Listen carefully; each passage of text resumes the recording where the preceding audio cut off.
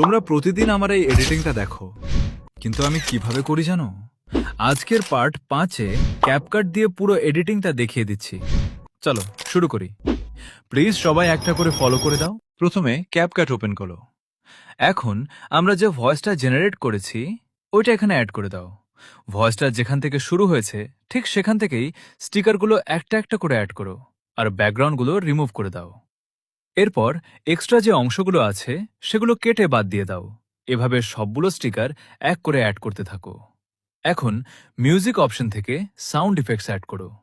স্টিকারের শুরুতে একটা, শেষে আরেকটা, এভাবে করে দাও। সবশেষে স্টিকারগুলোতে সুন্দর সুন্দর অ্যানিমেশন অ্যাড করে নাও। এখন এক্সপোর্ট সেটিংসে যাও।